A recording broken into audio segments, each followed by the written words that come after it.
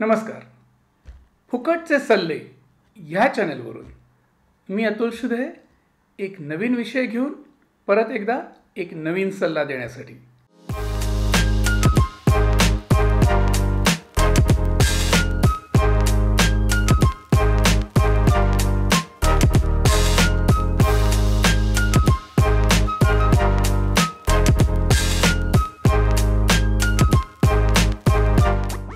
अनेक वेळेला आपल्याला बाजारामध्ये मेकअप किंवा रंगभूषा शिकवणाऱ्या इन्स्टिट्यूटच्या जाहिराती बघायला मिळत असतात. बऱ्याच जाहिराती आपल्या नजरेखालनं जात असतात आणि बहुतांशी जाहिरातीमध्ये एक वाक्य बरेच वेळा तुम्हाला वाचायला मिळतं की आम्ही 10 प्रकारचे मेकअप शिकवतो. तर मग त्यात प्रकार दिलेले असतात. Day makeup, night makeup, party makeup, society makeup, bridal makeup, दलाना मेकअप, फलाना मेकअप अशी एक लिस्ट असते त्यांची की एवढ्या प्रकारचे मेकअप आम्ही शिकवतो. आणि हे जेव्हा वाक्य बघतो मी तिथे त्यावेळेला मला थोडी गंमत वाटते ह्या गोष्टीची की मेकअपमध्ये काही 2, 4, 5, 10, 25 प्रकार नसतात. मेकअप एक तर असतो किंवा मेकअप नसतो, किंवा फार तर मेकअप चांगला असतो किंवा वाईट असतो. ह्याच्या पलीकडे जाऊन मेकअपचे विविध प्रकार वगैरे असतं. तर काही त्याला मी तसं नाव काही देणार नाही. मेकअपचे प्रकार मेकअप ही एक आर्ट आहे, ते एक तंत्र आहे. आणि रंगभूषा किंवा मेकअप शिकणे म्हणजे ती आर्ट शिकणे. एकदा ते तंत्र तुम्हाला कळलं, मेकअप उत्तम कसा करावा याचं बेसिक नॉलेज तुम्हाला आलं, ते तंत्र एकदा तुम्हाला इथे नीट घुसलं, फिक्स झालं डोक्यामध्ये की तुम्ही त्या मेकअपचे 2, 4, 5 काय 50 प्रकार तुम्ही करू शकता. मग तिथे ती कला इतकी मोठी आहे की त्याला काही बंधच नाही आहेत. अनंत प्रकारचे मेकअप तुम्हाला करता यायला लागतात आपोआप. पण त्याला मेकअप किती प्रकारचे आहेत हे नाव देण्यात काही अर्थ नाही. मुळात रंगभूषा हे तंत्र कळणं गरजेचं आहे.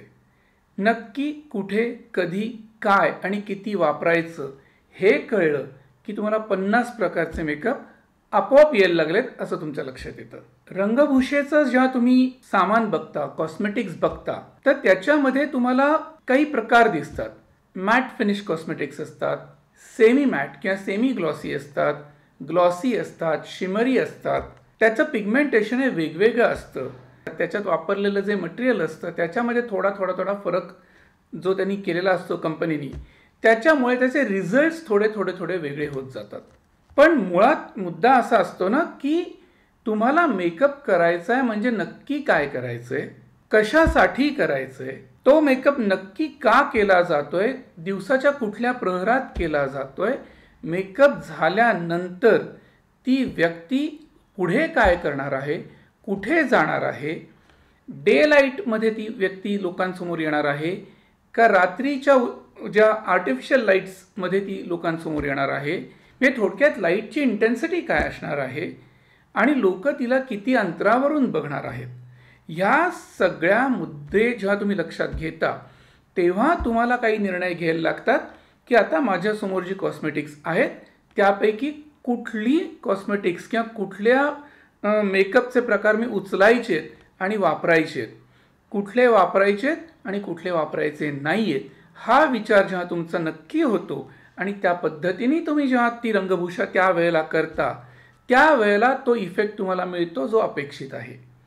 त्यामुळे रंगभूषा यायला लागणे किंवा मेकअप यायला लागणं म्हणजे काय तर कॉस्मेटिकचं भलं मोठं जे तुमच्यासमोर एक मोठी बॅग असेल, एक मोठी व्हॅनिटी असेल, त्या व्हॅनिटीतून कुठलं मटेरियल कधी वापरायचं आणि किती वापरायचं ह्याचं एकदा लॉजिक तुम्हाला कळलं, त्याची कारणं तुम्हाला सापडली की आपोआप तुमच्या मेकअपमध्ये ते फरक होत जातात. कारण मटेरियल तुम्ही कुठलंही वापरा, application method is the same. वापरण्याची ती जी पद्धत आहे ती सेम असते. मग तुम्ही मॅट फिनिश कॉस्मेटिक वापरा किंवा ग्लॉसी वापरा किंवा शिमरी वापरा, application method is the same. मग मेकअप शिकणं म्हणजे ॲप्लिकेशन मेथड शिकणं असं आपण म्हणू. आणि एकदा ते कळलं की यायला लागले तुम्हाला खूप प्रकारचे मेकअप. त्यामुळे इथून पुढे मेकअपच्या किंवा मेकअपच्या क्लासेसच्या जाहिराती बघताना त्या शब्दांना भुलू नका त्या आकड्याला भूलू नका की किती पद्धतीचे मेकअप आम्ही शिकवतो. हा व्हिडिओ जर तुम्हाला आवडला असेल तर लाईक नक्की करा आणि इथून पुढे याच विषयावरचे असे अनेक सल्ले घेऊन मी तुमच्यासमोर येत राहणार आहे, तुम्हाला भेटत राहणार आहे. तर माझा एकही सल्ला जर मिस व्हायला नको असेल तर हे चॅनल नक्की सबस्क्राईब करा.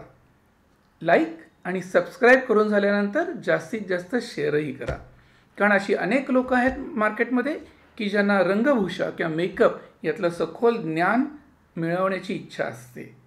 तर त्यांना या पुढला प्रत्येक एपिसोड हा नक्कीच फायदेशीर ठरेल. त्यामुळे भरपूर शेअर करा. थँक्यू.